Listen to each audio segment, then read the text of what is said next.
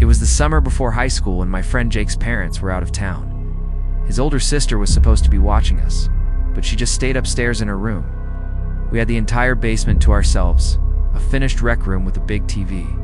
We built this massive blanket fort, stuffed ourselves with pizza and sour cream and onion chips, and felt so cool and independent. Everything was normal, just two kids having fun, until I noticed Jake kept glancing at this door at the back of the room. It was just a plain white door, always locked, said it led to the unfinished storage side of the basement. Earlier, he joked that it was where his dad kept his weird taxidermy projects, but now, every time the house creaked or the wind blew, his eyes would dart towards it. The vibe really shifted after midnight. Jake got quiet, his jokes stopped. He insisted we turn off the scary movie we were watching and put on a dumb comedy instead. I asked him if his dad really did taxidermy. He didn't laugh this time. He's just tense about his private space, Jake said, his voice low. Then he told me, completely serious, that if we heard any noise from behind that Dureni noise at all, we were to immediately go upstairs and get his sister. Said his dad had left for a business trip, but the way he said it felt rehearsed, like he was repeating a line. I remember this weird, mundane detail that just cemented my dread. The TV remote in my hand felt slick with condensation from our soda cans, and I placed it really carefully on the arm of the couch, lining it up perfectly, just to have something normal to do. Ah! The noise started around 2 a.m. It wasn't a bang or a shout. It was a slow, dragging scrape like something heavy being pulled across concrete. It came directly from behind the white door. Jake froze, his face drained of color in the TV's glow. He didn't move to go upstairs. Instead, he slowly got up, walked over to the laundry nook beside the door, and came back holding a long-handled hammer from his dad's toolbox. He didn't even look at me, just stood there, facing the door, his breathing shallow. The scraping stopped.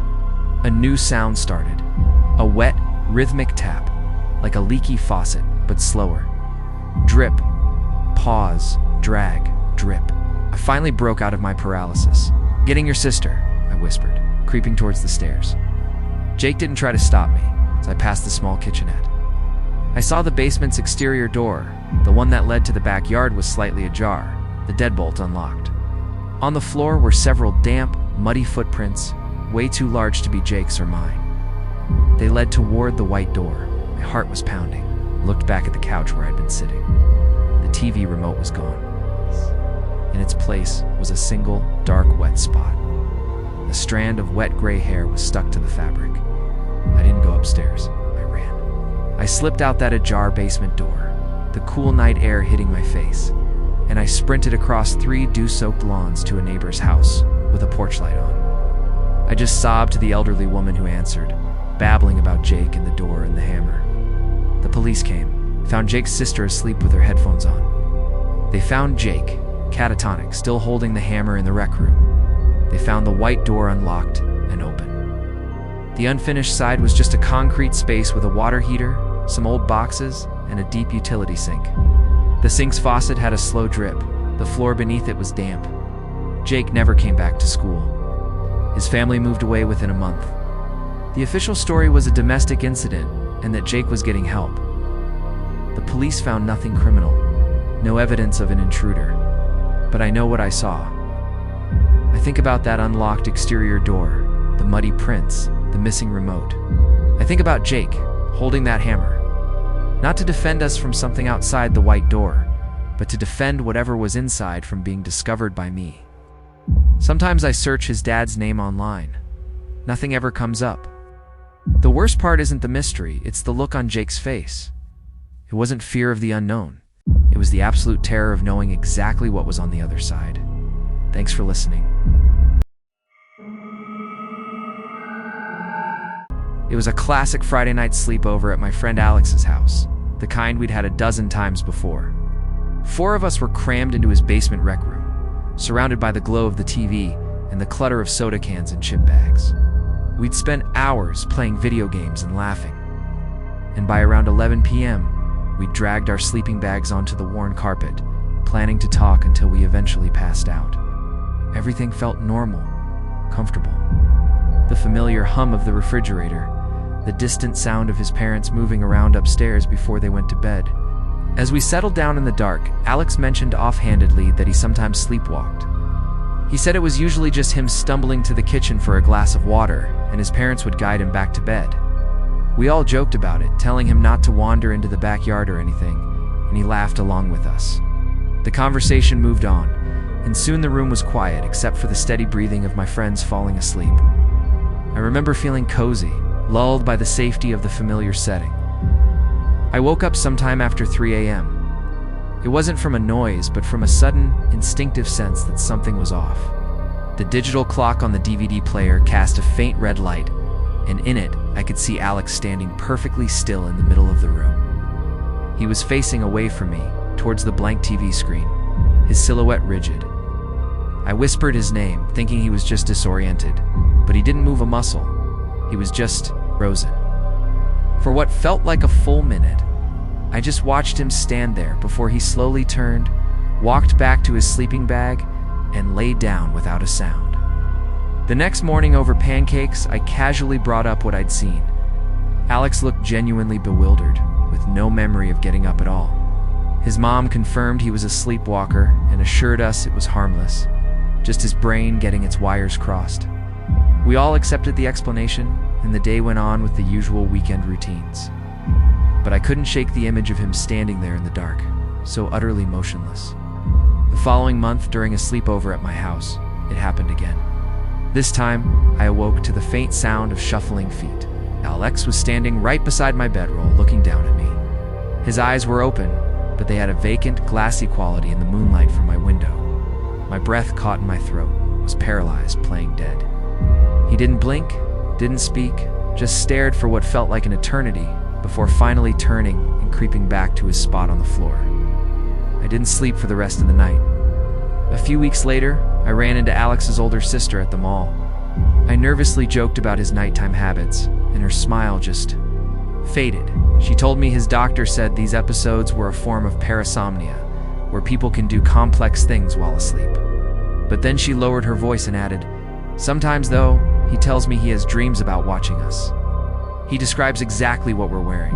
She changed the subject quickly, but I've never been able to forget it. We're still friends, and the sleepovers have mostly stopped. But whenever I do see him asleep, I find myself watching his closed eyes and wondering what, or who, he's really dreaming about.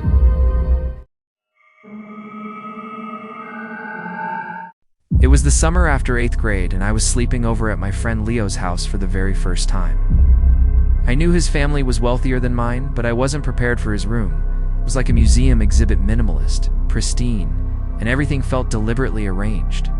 We played video games for a while until his parents went to bed at exactly 10:30. Then, as the house fell silent, Leo suggested we build a massive blanket fort in his walk-in closet. It sounded like classic, childish, perfect sleepover activity. He brought in an absurd number of pillows, a battery-powered lantern, and even a small cooler packed with sodas. He insisted we seal the entrance with a heavy comforter to make it a real bunker. Inside, the air grew still and warm, thick with the smell of clean laundry. It was cozy at first, but then things started to feel off. He began cataloging our activities almost like a narrator.